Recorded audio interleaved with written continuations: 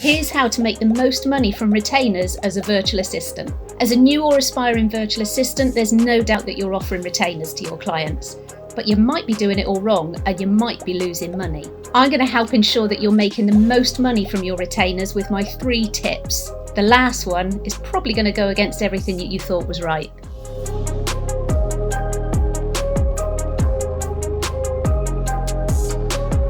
I'm Catherine Gladwyn and I've been a virtual assistant since late 2015, and I've been helping women just like you start and run their own virtual assistant business since 2018. Firstly, what are retainers? So retainers are a block of your time that you sell to a client. So instead of working ad hoc with them, they secure your time in blocks of perhaps 5, 10, any combination of numbers. Okay, tip number 1 is also myth number 1. So a lot of people think that if you've got clients on retainers, you know how much money's coming in every month. So people, virtual assistants, try and push their clients onto retainers. It's not the thing to do. It can put a lot of clients off. Most clients want to start working with you on an ad hoc basis so that they can get to know, like and trust you, which are 3 important elements for people to want to invest their money in you. So thinking that you've got people on a retainer enables you to know what's coming in is wrong.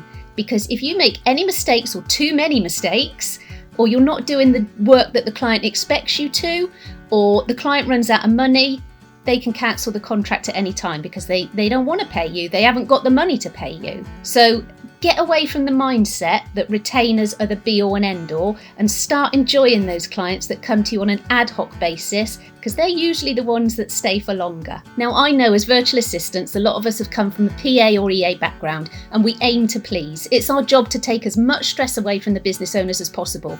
But that doesn't mean that you put yourself at risk of going out of business or feast or famine. So you must ensure that if a client books a load of hours with you one month, let's say 10 hours for argument's sake, and they don't use 5, you don't allow them to roll it over to the next month. The reason for that is, imagine if you've got 4 retained clients and all of them don't use 5 hours. You've then got 20 hours to roll over to the next month on top of all the other work that you've got to do, which will mean that you're working all the hours God sends. And I think that one of the reasons you started this business was for more freedom. Now, retained clients must know from the beginning that you won't carry hours over. You could have it on your website, definitely, it's good to have it there, but you must also put it in your contract somewhere. Now, if like me, you use contracts from Coffee Clatch, then you'd have had the booking form and you could put it on there. You could put on the booking form that no hours can be carried over to the next month. If you don't state it clearly, and if the client hasn't signed something like your booking form or terms of business where it's stated, then it's very difficult to have that conversation at the end of the month, and the client could feel rather cheated out of their money. So if you've not already got your contracts, you really should get them now. Like I said, I recommend Coffee Clatch and use code CATH10 for 10% off. I think the cheapest is £60, that's with VAT included, so your 10% off is about £4.50, I think. Okay, so this is going to be the biggest myth just busted right at the park, and I know full well if you've got your website from Darren, the poor bloke's going to be inundated with requests for changes, because I know a lot of you watching this are going to think, hang on, I'm doing the opposite to what she says. So hear me out, because first of all you'll think, what's she on about? But then it'll all make sense at the end, like most things I say. So your retainers shouldn't be less than your hourly rate. So for example, if your hourly rate is £30 an hour, and your retainers, say like for 10 hours, but you're charging £280, you're knocking £2 off an hour. Now I know why you're doing that. You're thinking, well, it'll be easier to sell the retainer if they're cheaper. But like I said at the beginning of the video, most clients will start working with you on an ad hoc basis because they need to get to know, like and trust you. So it will not encourage them to work with you because it's a bit cheaper. And we also need to remember, we're not Costco. People don't buy in bulk and get us cheaper. We are giving people our time, and time is money. So that's 2 reasons why we shouldn't reduce the rate for retainers. Another reason is that because most people will start working with you on an ad hoc basis, so perhaps Bob's working with you on average about 10 hours a month on an ad hoc basis, and he's paying £30 an hour, that's 300 quid a month. If he then wants to move to a retainer, he gets a discount.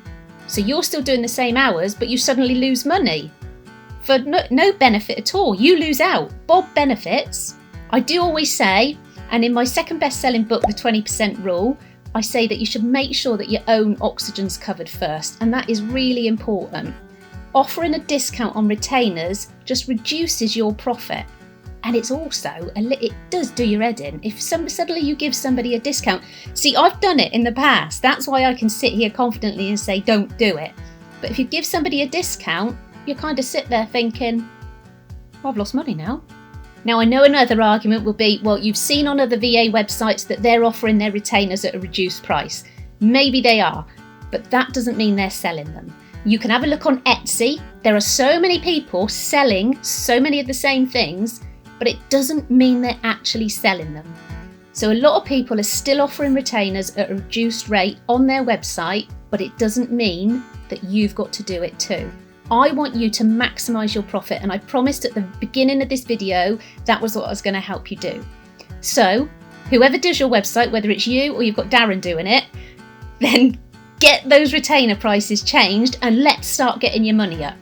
And if you've currently got clients that are on a lower rate, again, I refer you to my second bestseller, The 20% Rule, because it's got all the tips to help you up those client rates, but also other tips and tricks to make sure that your business is as profitable as possible.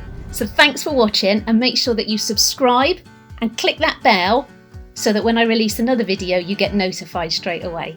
Have a great day.